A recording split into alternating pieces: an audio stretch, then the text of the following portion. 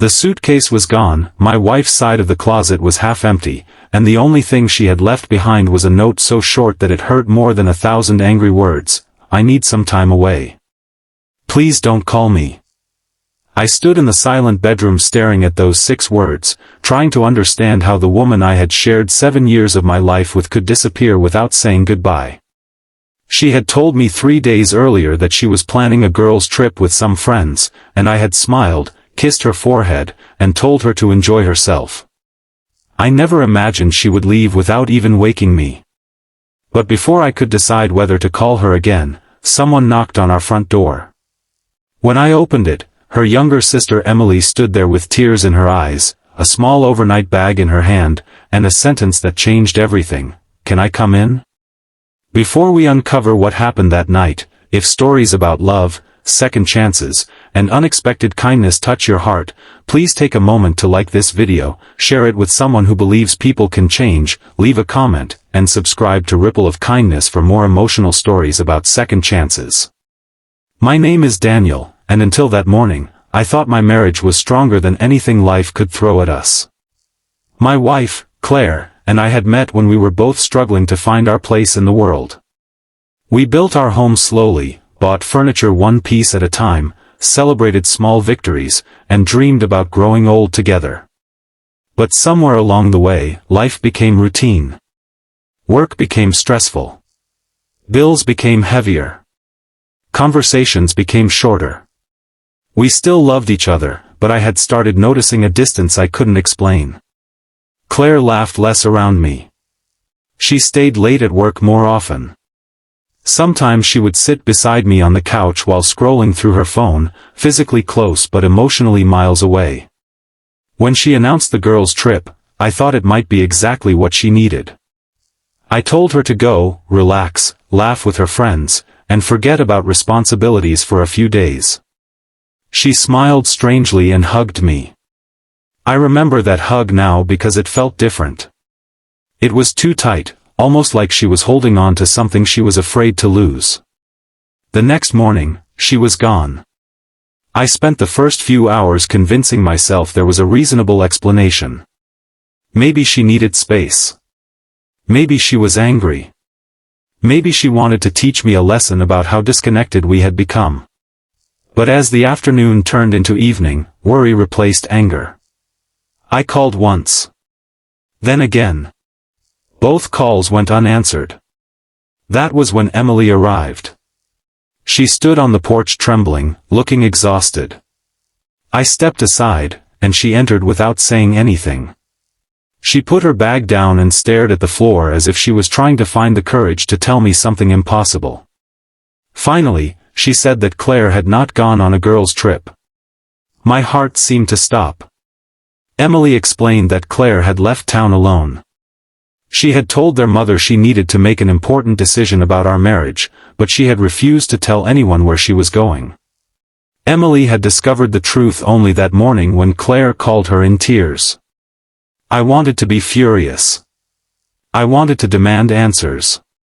Instead, I asked the question that frightened me most: is she leaving me? Emily looked at me for a long moment and said she didn't know. Then she reached into her bag and pulled out a small envelope with my name on it. Inside was a photograph. It was a picture of Claire and me from our wedding day. On the back, Claire had written something in her handwriting: I don't want to lose him. I just don't know how to reach him anymore. Those words broke something inside me. For months, I had assumed Claire was pulling away because she didn't love me. But maybe I had been doing the same thing without realizing it. I had stopped asking how her day was. I had stopped noticing when she was tired. I had become so focused on being a provider that I forgot how to be her husband. Emily stayed that night because she was afraid I would spend the entire evening alone with my thoughts. We sat in the kitchen drinking cold coffee, remembering the early years of our marriage. She told me about Claire as a teenager, about how she had always been terrified of disappointing people. She confessed that Claire had been carrying guilt for months because she believed our marriage was falling apart partly because of her. Then Emily told me something I never expected. Claire had found out that I had been secretly visiting a counselor. I had never told my wife because I was embarrassed. I wasn't seeing someone because I wanted to leave her. I was seeing a counselor because I was scared I was becoming emotionally numb, and I didn't know how to fix it. I had planned to tell Claire when I understood myself better. But from Claire's perspective, my secrecy had looked like another wall between us. The next morning, Emily received a message from her sister. Claire was safe, but she wasn't ready to come home. I wanted to chase after her. Emily stopped me. She said if I truly loved Claire, I had to give her something I had failed to give her for a long time, the freedom to speak without fear of being interrupted, judged, or blamed. So I waited. For 3 days, I barely slept.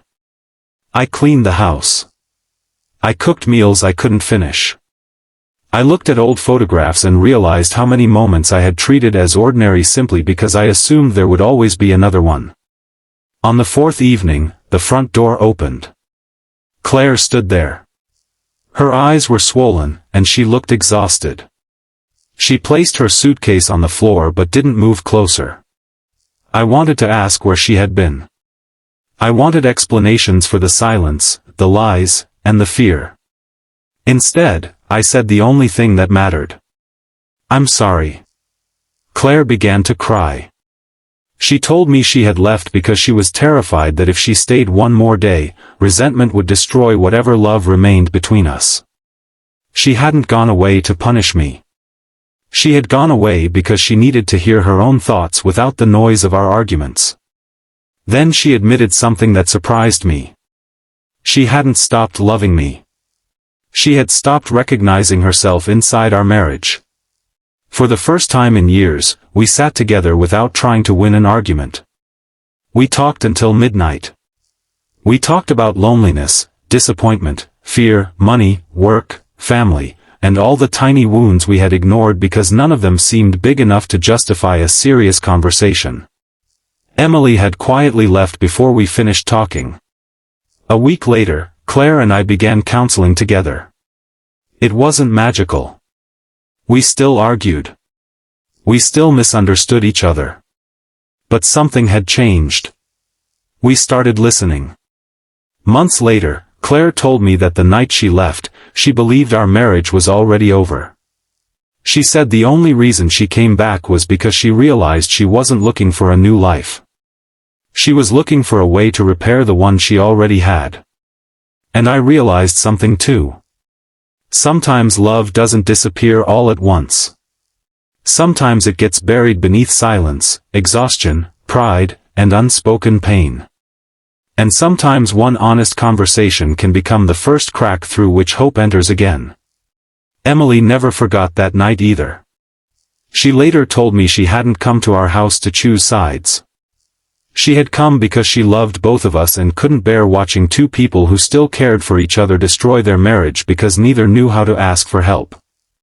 If this story touched your heart, please like the video, share it with someone who may need to hear that broken relationships can sometimes be repaired, and subscribe to Ripple of Kindness. Your support helps these stories reach people who may be silently struggling with their own second chance. And before you go, comment, "Love deserves a second chance," if you believe that sometimes the hardest moment in a relationship can become the beginning of something stronger.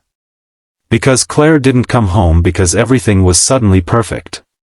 She came home because both of us finally understood that love isn't just about staying when everything is easy. Sometimes love means stopping, listening, admitting you were wrong, and choosing each other again, especially when choosing each other is the hardest thing to do.